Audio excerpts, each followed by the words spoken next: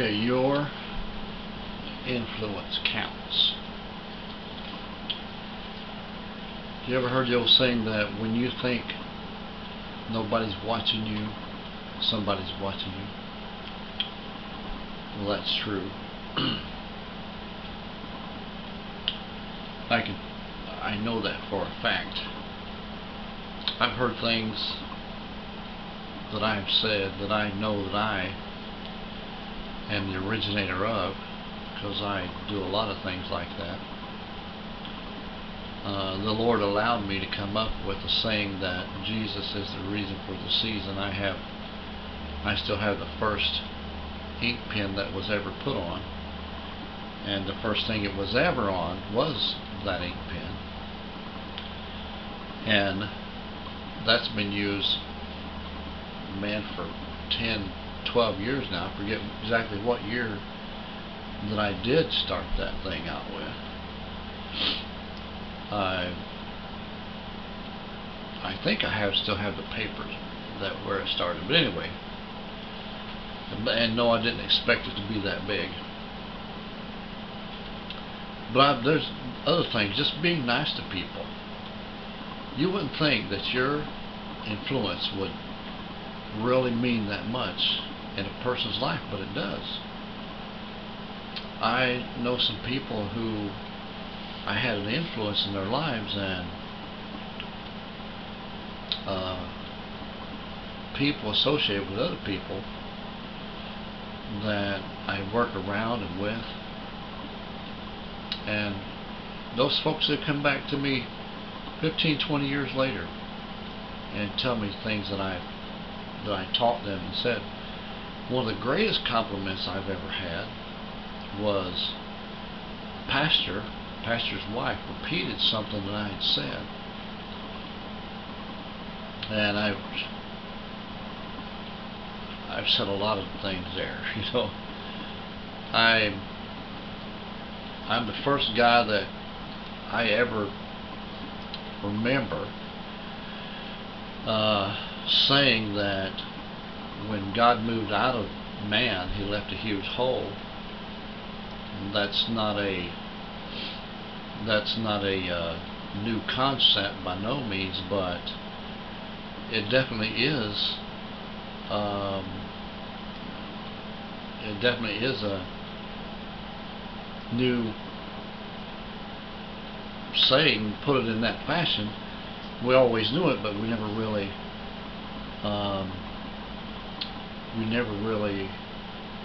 have heard it put into words until lately.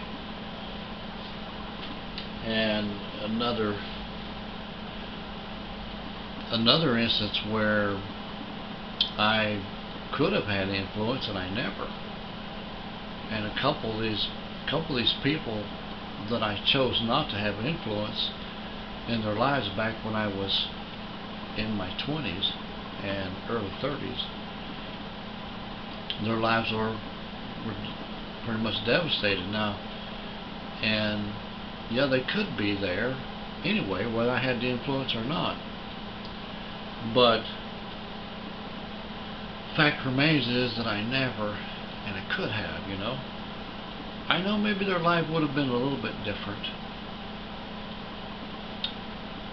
Maybe they'd have made some different choices because of something I did, you know, something that I could have said.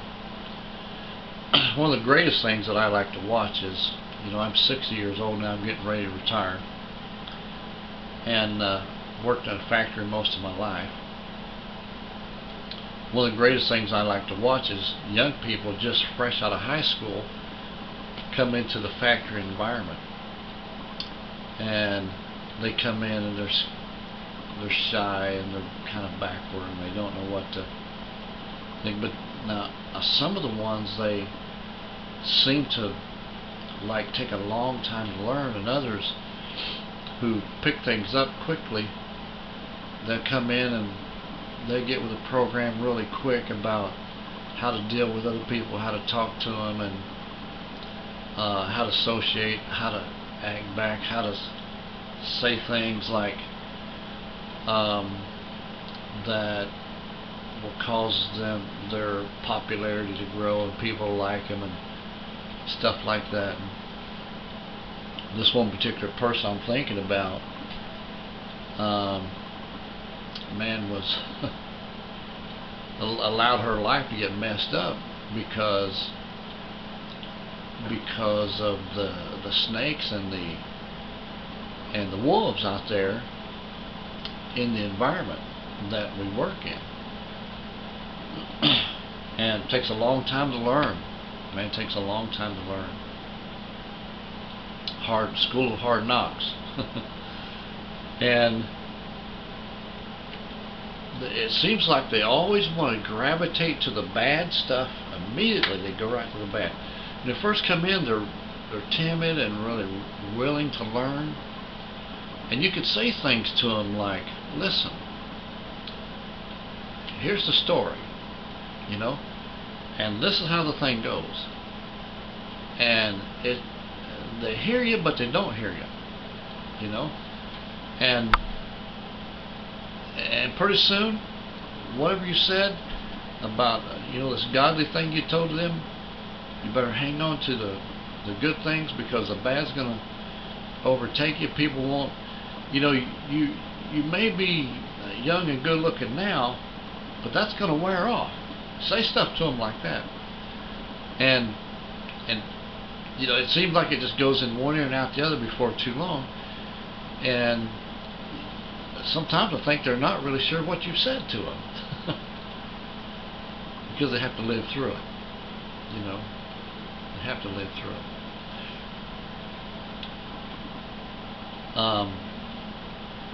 One of the greatest things I enjoy about that kind of influence is that we have these little handheld radios at work.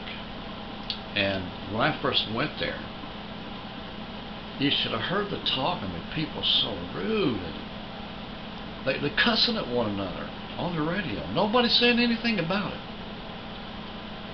And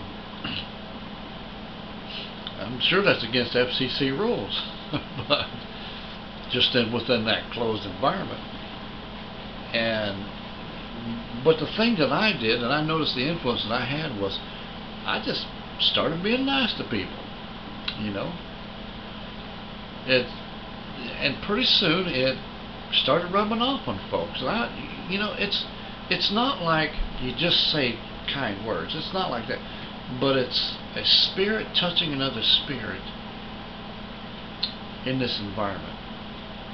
And you change people. You slowly, over the years, change people. Now, people still get mad every once in a while, but it's nothing like they were. And folks are nice. They say please and thank you and all that kind of stuff, I had the pleasure of being the influence in my family that caused my family to start saying that they loved one another when they would depart from, each other's house and that. And that's another whole story in itself.